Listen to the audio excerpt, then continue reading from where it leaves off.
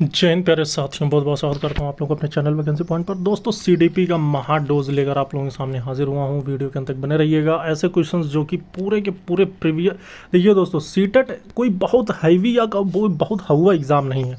अगर आप सीटेट के 10 साल के प्रीवियस ईयर पेपर सॉल्व कर लेते हैं तो आप 90% पेपर उड़ा देंगे। मतलब 120 से 130 क्वेश्चन आप हल करेंगे, ये बात गारंटी के साथ मैं कह रहा हूँ। तो आप बस 5-10 साल के प्रीवियस ईयर पेपर से अच्छे से एकदम, मतलब जो भी उसमें दिया हो एकदम दिमाग में रख लो। आपका पेपर जो है 120-30 आप करके आएंगे, बिल्कुल गारंटी के साथ मैं कह रहा हूँ। कोई बहुत हुआ पेपर नहीं है, बहुत आसान सा आता है। बस आज जो मैं आप लोगों के सामने लेकर आया हूँ, ये बिल्कुल वही चीज़ें हैं जो आपके पेपर में हूबहू छप जाएंगी। भैया छपने वाले प्रश्न हैं ये। तो पूरे अंत तक बने रहें और चैनल को ज़रूर सब्सक्राइब करें, जिससे कि आप और भी क्लासेस जो बहुत ही ज़्यादा इम्पॉर्टेंट क्लासेस हैं वो आप तक पहुंच सकें और आप उसका फ़ायदा उठा सकें। क्योंकि एग्ज़ाम बहुत नज़दीक है। अब जुलाई से अगस्त तक आपके एग्ज़ाम होने वाले हैं, मतलब जुलाई अगस्त में होंगे और आपका सितंबर में रिजल्ट घोषित कर दिया जाएगा। आपने नोटिस देख ली होगी। तो आइए आज का पहला क्वेश्चन शुरू करते हैं। प्राथमिक स्तर पर एक शिक्षक में निम्न में से किसे सबसे महत्वपूर्ण विशेषता माननी चाहिए? जो प्राथमिक स्तर का एक शिक्षक होता है उसमें सबसे महत्वपूर्ण जो विशेषता होती है या गुण होता है वो क्या होता है या क्या मानना चाहिए? पहला ऑप्शन है शिक्षक पद्धतियों और विषयों के ज्ञान में दक्षता, अति मानक विषय में पढ़ाने में दक्षता, पढ़ाने की उत्सुकता, या फिर धैर्य और दृढ़ता। दोस्तों सीडीपी के 30 के 30 क्वेश्चन होते हैं। 30 में 30 के लिए आपको महारत हासिल हो जाएगी। बस वीडियो लाइक और शेयर करते रहिएगा, क्योंकि ये सिर्फ आप ही लोगों के लिए है। देखिए, जो प्राथमिक स्तर पर एक शिक्षक होता है उसमें सबसे जो अहम चीज़ होती है वो होती है, क्योंकि बच्चों का जो लेवल होता है उसमें उनको कंट्रोल करना, उन्हें मैनेज करना, उन्हें समझाना, उसके लिए एक शिक्षक में जो वो धैर्य और दृढ़ता होनी चाहिए दोस्तों। ठीक है, धैर्य और दृढ़ता की वजह से ही वो बच्चों को मैनेज कर पाएगा, बेहतर उन्हें शिक्षा प्रोवाइड करा पाएगा। ठीक है, तो आगे बढ़ेंगे और अगला क्वेश्चन देखेंगे। खाली स्थान है और इस खाली स्थान में आपको एक सही और उपयुक्त एक ऑप्शन को फिल करना होगा। तो डैश डैश डैश करके को एक अभिप्रेरित शिक्षण का संकेतक माना जाता है। तो वो क्या है जिसे एक अभिप्रेरित शिक्षण का संकेतक माना जाता है? वो क्या? विद्यार्थियों द्वारा प्रश्न पूछना, कक्षा में एकदम खामोशी, कक्षा में अधिकतम उपस्थिति, शिक्षक द्वारा दिया गया उपचारात्मक कार्य। तो इसमें ऑप्शन सही लग रहा है कि कौन सा सही हो सकता है? तो दूसरे का जो सही होगा इसमें, विद्यार्थियों द्वारा प्रश्न पूछने की जो प्रक्रिया होती है, इससे जो है वो अभिप्रेरित शिक्षण का एक संकेत हो सकता है। ठीक है, जिससे कि एक मोटिवेशनल टीचिंग हो सकती है, जो कि विद्यार्थियों के द्वारा प्रश्न पूछना उनको उत्साह भी देना होता है। ठीक, आगे बढ़ेंगे और देखेंगे मैस्लो के अभिप्रेरणा सिद्धांत को क्या कहा जाता है। मैस्लो की जो अभिप्रेरणा सिद्धांत यानी मोटिवेशनल थ्योरी थी, उसे क्या कहा जाता है? आवश्यकता का सिद्धांत, अंतर्नोद का सिद्धांत, शारीरिक सिद्धांत, या फिर दृढ़ इच्छा शक्ति का सिद्धांत। कुछ साइंटिस्ट हैं जैसे थॉर्नडाइक हैं और गार्डनर हैं, हावर्ड गार्डनर, और जैसे कि स्पीयरमैन हैं, स्किनर हैं, कोहलर हैं और पावलाव हैं। कुछ ऐसे साइंटिस्ट हैं, मनोवैज्ञानिक हैं, जिनका जिक्र तो सीटेट के एग्ज़ाम में होता ही होता है, उनसे क्वेश्चन ज़रूर बनते हैं। तो बस उनकी मेन जो डेफिनेशंस हैं, थ्योरीज़ हैं, उनको आपको याद करना होगा। जैसे थॉर्नडाइक ने 5 गौण नियम दिए थे, 3 आपके जो मुख्य नियम थे जैसे तत्परता, प्रभाव और अभ्यास का नियम, और स्किनर ने दिया था क्रिया प्रसूत वाला, और तो इसी तरह स्पीयरमैन ने दिया था बुद्धि के द्विकारक सिद्धांत। तो जितने भी ऐसे हैं, जितने भी, वो सारे के सारे, और अधिगम संबंधी कौन कौन से साइंटिस्ट हैं, वो मनोवैज्ञानिक हैं, साइकोलॉजिस्ट। तो ये तमाम चीज़ें आपको पता करनी होगी। और अभी का क्वेश्चन देखेंगे, मैस्लो का अभिप्रेरणा सिद्धांत क्या है? तो तीसरे का जो सही ऑप्शन होगा ये हो जाएगा ऑप्शन नंबर ए, आवश्यकता का सिद्धांत। और इनके आपको बता दें, मैस्लो का जो अभिप्रेरणा के सिद्धांत को, आवश्यकता के सिद्धांत तो कहते ही हैं, लेकिन इन्होंने 5 आवश्यकता स्तर बताए थे। तो 5 आवश्यकता स्तर कुछ इस तरह के उसमें बताए गए थे। ठीक, 1 2 3 2 5। तो वो 5वां स्तर कौन से थे? पहला था शारीरिक आवश्यकता, दूसरा था सुरक्षा आवश्यकता, तीसरा था सामाजिक आवश्यकता, चौथा था सम्मान आवश्यकता, और 5वां था आत्मानुभूति। ठीक, तो 5 जो थे वो आवश्यकता के स्तर थे, और इन्होंने जो बताया था आवश्यकता का सिद्धांत बताया था। ठीक है, आगे बढ़ेंगे। परामर्श का उद्देश्य क्या है? तो परामर्श का, शिक्षा का, हर तरह के उद्देश्य आपको पता होने चाहिए। तो फिलहाल ये इसमें परामर्श का जो उद्देश्य होता है वो क्या होता है? बच्चे को समझना, बच्चे की कमियों का कारण पता करना, बच्चे के समायोजन में सहायता प्रदान करना, या फिर उपर्युक्त सभी। जो परामर्श का उद्देश्य है वो क्या होगा।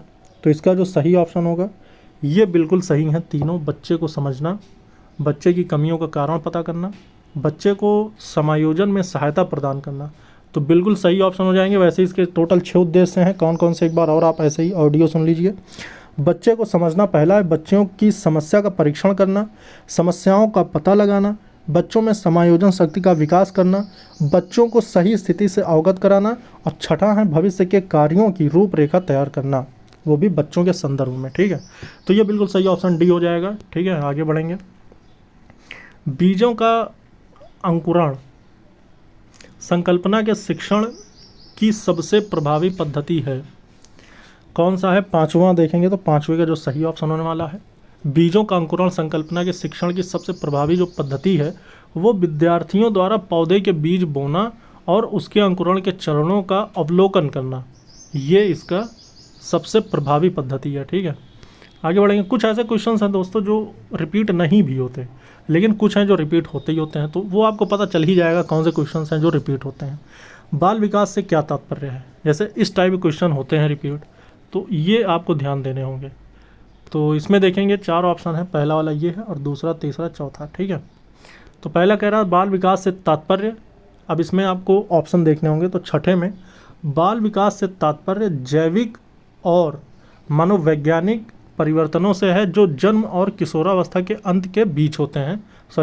बाल विकास से तात्पर्य जैविक, मनोवैज्ञानिक और भावनात्मक परिवर्तनों से है जो जन्म और किशोरावस्था के अंत के बीच होते हैं। तो इसका पहला ही ऑप्शन बिल्कुल सही हो जाएगा और यही बिल्कुल सूटेबल है। और इन तीनों में जो ऑप्शंस दिए गए हैं ये इस वाक्य से संबंधित या फिर इनमें फिल किए जाने वाले शब्द नहीं हैं। समावेशी विद्यालय के बारे में आपको बताना है। समावेशी विद्यालय जो होता है वो कैसा होता है या फिर क्या होता है, इसको देखेंगे और इसमें एक सही ऑप्शन टिक करेंगे। थोड़ा सा छोटा इसको करना पड़ा है क्योंकि इसके ऑप्शंस बहुत बड़े बड़े हैं। एक समावेशी विद्यालय की जो विशेषता होती है वो होती है शिक्षार्थियों की क्षमताओं की परवाह किए बिना सभी के अधिगम परिणामों को सुधारने के लिए जो है वो प्रतिबद्ध होता है। और समावेशी का मतलब होता है कि जिसमें सामान्य और विशिष्ट बालकों की शिक्षा एक साथ दी जाए, उसे समावेशी शिक्षा कहते हैं। ठीक है, मूल प्रवृत्ति की एक प्रमुख विशेषता है जो पाई जाती है। मूल प्रवृत्ति की जो परिभाषा थी या फिर इसका जो सिद्धांत है इसको दिया था मैकडूगल ने। और आपको बता दें टोटल मूल प्रवृत्तियों की संख्या 14 है, जिनके 14 संवेग भी बताए गए हैं। तो मूल प्रवृत्ति की एक प्रमुख विशेषता है जो पाई जाती है किसमें? 8वें का जो सही ऑप्शन होगा सभी प्राणियों में तथा जन्मजात व प्राकृतिक होती है। ऑप्शन नंबर सी बिल्कुल सही हो जाएगा। ऑप्शन इसमें देखिए डैश डैश के बाद के कारण प्रतिभाशीलता होती है, किसके कारण?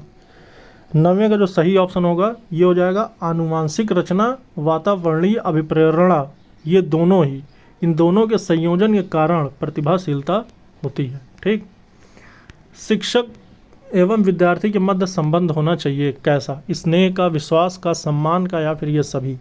तो 10वें का आपको ऑप्शन सही लग रहा होगा कि ये सारे ही सही हैं, मतलब स्नेह भी होना चाहिए, विश्वास भी होना चाहिए, सम्मान भी होना चाहिए। तो अर्थात ये डी वाला ऑप्शन ज़्यादा करेक्ट हो जाएगा। कुछ कुछ होते हैं जो आपको अपने हिसाब से ऑप्शन टिक करने होते हैं। हर कहीं एक किताबी चीज़ें ही नहीं लिखी होती, कहीं कहीं आपका अपना लॉजिक लगाना होता है, अपने तर्क के अनुसार आपको ऑप्शन टिक करने होते हैं। तो बस आपसे मैं यही कहूँगा कि आप लोग वीडियो लाइक और शेयर करते रहें, और शेयर ना भी करें तो लाइक ज़रूर कर दें, और चैनल से जुड़े नहीं तो चैनल को ज़रूर सब्सक्राइब कर लें। निम्न में से कौन सी शिक्षण विधि प्रगतिवादी सिद्धांतों पर आधारित है? तो 11वें का अगर देखें तो 11वें का जो सही ऑप्शन होने वाला है प्रगतिवादी सिद्धांतों पर जो आधारित है वो है आपका समस्या समाधान विधि, यानी डी ऑप्शन बिल्कुल सही होगा। और आपको बता दें कि जो मानसिक उद्वेलन विधि है ये सभी क्या हैं? समस्या समाधान विधि, मानसिक उद्वेलन विधि, ये प्रगतिवादी सिद्धांतों पर आधारित है। और प्रगतिवादी शिक्षण विधियों में बालक सक्रिय रहता है, ये भी आपको याद रखना है कि एक्टिव रहना जो होता है वो प्रगतिवादी शिक्षण सिद्धांतों में ही होता है बालक। ठीक है, विकास कभी ना समाप्त होने वाली प्रक्रिया है या विचार किससे संबंधित है? तो विकास जो होता है यानी जो डेवलपमेंट है वो सतत प्रक्रिया है, जो जीवन पर्यंत चलने वाली प्रक्रिया है। ये किससे संबंधित है? एकीकरण का सिद्धांत, निरंतरता का सिद्धांत, अंतःक्रिया या फिर अंतः संबंध? ये बहुत ही आसान सा क्वेश्चन है, 12 का बहुत। ये निरंतरता का सिद्धांत है जो कि हमेशा निरंतर चलने वाली जो प्रक्रिया है वो ये है। विकास आपको पता है जन्म से मृत्यु तक चलने वाली एक निरंतर प्रक्रिया है। इसमें कोई भी विकास आकस्मिक ढंग से नहीं होता, बल्कि धीरे धीरे होता रहता है। अतः विकास कभी न समाप्त होने वाली प्रक्रिया है और ये निरंतरता का सिद्धांत से संबंधित है। मनुष्य की बुद्धि आगे की पीढ़ियों में संक्रमित होती है। फिर किस यानी डैश डैश किस कारण या का कार्य इस जन्मजात योग्यता के विकास के लिए उपयुक्त परिस्थितियों का निर्माण करना है, तो वो क्या है? 13वें का जो सही ऑप्शन होने वाला है, 13 का सही ऑप्शन होगा वातावरण। ठीक है। निम्न में से कौन सी शिक्षा मनोविज्ञान की सर्वाधिक व्यक्तिनिष्ठ विधि है? 14 का जो सही ऑप्शन होगा ये हो जाएगा अंतर्दर्शन। शब्दों में अक्षरों के क्रम को पढ़ने में कठिनाई का अनुभव करना और अक्सर चाक्षुष स्मृति का ह्रास डैश डैश डैश से संबंधित है।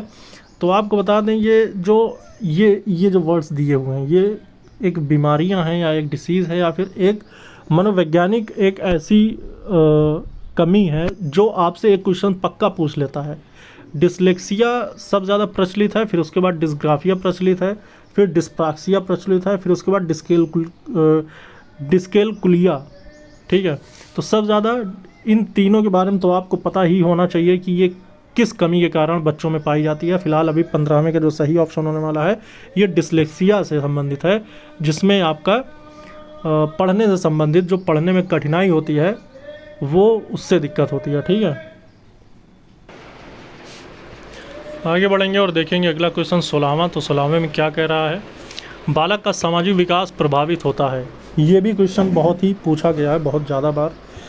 तो बालक का जो सामाजिक विकास होता है वो किससे प्रभावित होता है? तो इसका जो सही ऑप्शन होने वाला है, देखिए दोस्तों, जो सामाजिक विकास होता है वो किससे किससे संबंधित होता है ये आपको पहले समझना होगा।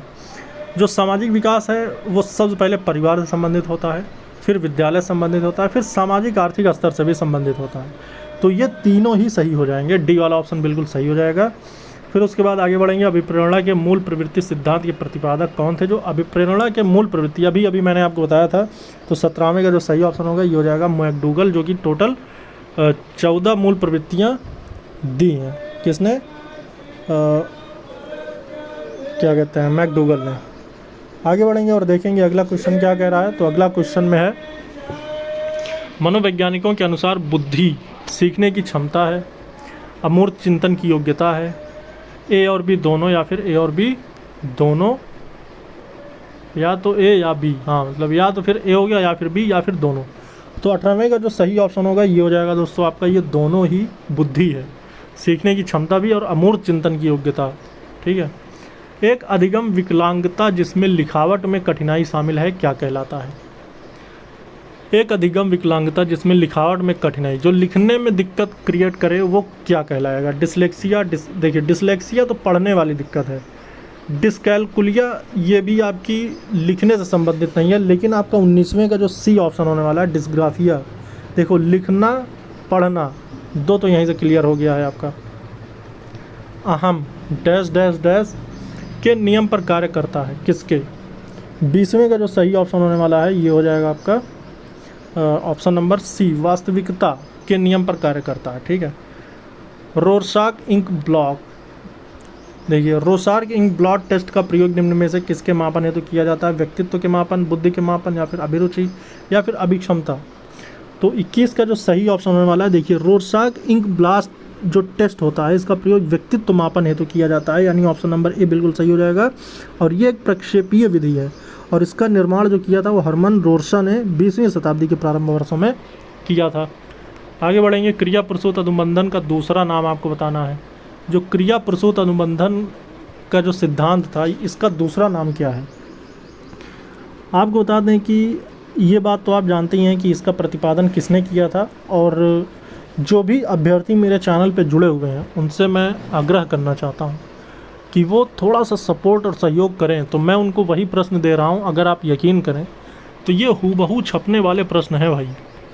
ये वो क्वेश्चंस हैं जो छपेंगे और आप यकीन नहीं करेंगे कि तब आपको यकीन हो जाएगा कि मैं आपको क्या प्रोवाइड करा रहा हूँ। ठीक है। क्रिया प्रसूत अनुबंधन का जो सिद्धांत था इसको किसने दिया था ये आप कमेंट करिएगा। और इसका जो दूसरा नाम है वो मैं आपको बता रहा हूँ। इसका जो दूसरा नाम है उसका नाम है नैमित्तिक अनुबंधन। ठीक है। और ये जो अधिगम करता है कि अंतः क्रियाओं का पुनर्बलन करने के लिए अनुबंधन एवं निमित्त होने के कारण इस सिद्धांत को नैमित्तिक या यांत्रिक या फिर साधनात्मक अनुबंध सिद्धांत के नाम से भी संबोधित किया जाता है। आगे बढ़ेंगे। निम्न में से कौन सा बुद्धि का सिद्धांत नहीं है, ये आपको बताना होगा कि बुद्धि का सिद्धांत इनमें से कौन सा नहीं है। एक तत्व सिद्धांत, द्वितत्व सिद्धांत, प्रत्यागमन का सिद्धांत या फिर बहुतत्व का सिद्धांत। तो इसमें बुद्धि का सिद्धांत कौन सा नहीं है, तो 23 का जो सही ऑप्शन होगा ये हो जाएगा ऑप्शन नंबर सी, प्रत्यागमन का सिद्धांत। तो आपको पता ही है कि बुद्धि के एक तत्व सिद्धांत का जो समर्थन था बिनेट, टर्मैन और स्टर्न जैसे मनोवैज्ञानिकों ने, द्वितत्व सिद्धांत का प्रतिपादन स्पीयरमैन ने और बहुतत्व सिद्धांत का प्रतिपादन जो किया था वो हार्वर्ड गार्डनर ने किया था। जबकि प्रत्यागमन का सिद्धांत आनुवंशिकता से संबंधित है, ठीक है, यानी कि हेरिडिटी से। कौन सा? प्रत्यागमन का सिद्धांत। सूक्ष्म शिक्षण की खोज किसके द्वारा की गई थी? लियो लॉन्ग, रीड हेस्टिंग्स, स्टीव सम्पूसन या फिर ड्वाइट एलन। जो सूक्ष्म शिक्षण की खोज है 24 का जो सही ऑप्शन होगा ये होगा आपका ड्वाइट एलन के द्वारा इसकी खोज की गई थी। और ये कब की गई थी? ये की गई थी 1963 में। जो माइक्रो टीचिंग होती है, 5-5 मिनट की क्लासेस जो कराई जाती हैं, ये इसकी खोज जो की थी ये स्टैनफोर्ड विश्वविद्यालय के प्रोफेसर थे एलन। उनके द्वारा शिक्षकों में विभिन्न शिक्षण कौशल विकसित करने के लिए, आपको पता है कि कई सारे कौशल होते हैं, जैसे कि सबसे पहला होता है आपका प्रस्तावना कौशल, ठीक है, मैं हिंदी में बता रहा हूँ, जिसको इंट्रोडक्टरी स्किल कहा जाता है। फिर होता है प्रश्न कौशल, फिर उसके बाद होता है रिइंफोर्समेंट स्किल यानी कि पुनर्बलन। उसके बाद होता है श्यामपट, ठीक है, श्यामपट कौशल, ब्लैक बोर्ड स्किल। तो ये तमाम तरह की जो स्किल्स होती हैं वो माइक्रो टीचिंग में ही कराई जाती हैं, इसलिए माइक्रो टीचिंग टीचर के लिए बहुत ज़्यादा इंपॉर्टेंट है। तो ये चीज़ आपको जानना होगा। और इसको दिया किसने था? ये था ड्वाइट एलन के द्वारा। एक विशेष स्तर पर बच्चे मौलिक तर्क का इस्तेमाल करना शुरू कर देते हैं तथा सभी प्रकार के प्रश्नों का जवाब जानना चाहते हैं। पियाजे ने इसे अंतर्ज्ञान कहा है। और पियाजे के अनुसार निम्न में से कौन से चरण का यह अर्थ है? साकार संचालन, पूर्व संचालन, औपचारिक संचालन या फिर इनमें से कोई भी नहीं। तो 25 का जो सही ऑप्शन हो जाएगा ये हो जाएगा ऑप्शन नंबर बी, ये पूर्व संचालन कहलाता है, ठीक है, पूर्व संचालन ये चरण होता है। कौन व्यक्तित्व के गुण सिद्धांत से संबंधित नहीं है? तो व्यक्तित्व के जो गुण सिद्धांत हैं कैटल, आइसेंक, फ्रायड या फिर आलपोर्ट, कौन सा इसमें सही होने वाला है? तो 26 का जो सही ऑप्शन हो जाएगा, देखिए दोस्तों, ये जो आलपोर्ट है इनका सील गुण का सिद्धांत है, और कैटलन का भी सील गुण सिद्धांत और आइजेंक का जैविक सील गुण सिद्धांत आता है। जबकि फ्रायड जो थे ये व्यक्तित्व के मनोविश्लेषणात्मक सिद्धांत से संबंधित हैं। और इसके अलावा जितने भी हैं ये सब कौन से हैं?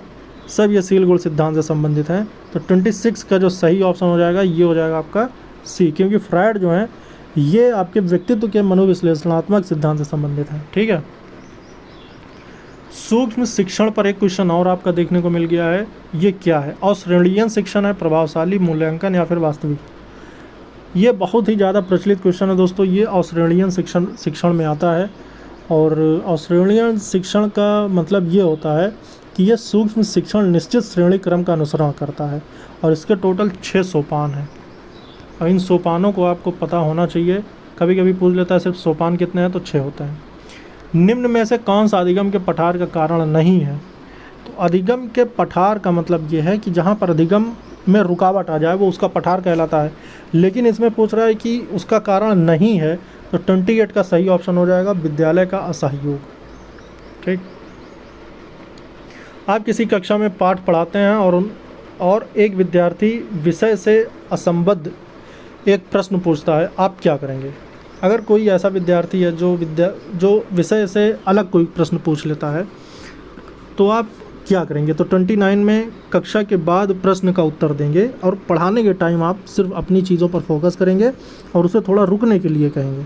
क्योंकि जब कोई भी चीज़ बीच में अगर टॉपिक से अलग आ जाती है तो फिर वो मामलात को डिफरेंट कर देती है, मतलब कि फिर वो चीज़ों को फिर अलग वे में ले जाती है, ठीक है। तो ये चीज़ें होनी चाहिए और ये सब चीज़ें सिर्फ आपकी सोच पे डिपेंड हो सकता है, किताबी चीज़ें इतनी ज़्यादा नहीं है। कुत्ते के साथ पावलाव का प्रसिद्ध प्रयोग में आपको बताया कि कुत्ते पर पावलाव ने किया था, अधिगम का एक सिद्धांत है इनका। जिसमें कुत्ते को खाना देने पर उसकी लार टपकती थी। तो इससे इन्होंने मतलब एक अधिगम का एक सिद्धांत दिया था। वह शब्द कौन सा था जिसका उपयोग उस भोजन का वर्णन करने के लिए किया गया था जिसके लिए कुत्ता स्वाभाविक रूप से लार टपकाता था? देखो वही बात लिखी हुई है। तो इसमें उस भोजन का क्या नाम दिया गया था? तो 30 का जो सही ऑप्शन होगा ये हो जाएगा स्वाभाविक उद्दीपक। ठीक है, स्वाभाविक उद्दीपक उस भोजन का नाम दिया गया था। और आज इसी तरह से देखा जाए तो 30 क्वेश्चन आपके सीडीपी के बिल्कुल अच्छे तरह से कंप्लीट हो गए हैं। और ये वही क्वेश्चन है दोस्तों, हूबहू जो छपेंगे, रट लो इसे, नोट्स बना लो, कहीं नहीं मिलेंगे। और ये गारंटी है 100% कि आप अच्छा स्कोर कर पाएंगे अगर आप इस अकॉर्डिंग चलेंगे जो मैं बता रहा हूँ। उम्मीद करता हूँ कि आप लोग सहयोग करेंगे, सपोर्ट करेंगे। बस ज़्यादा से ज़्यादा वीडियो लाइक और शेयर कर देना। जय हिंद, जय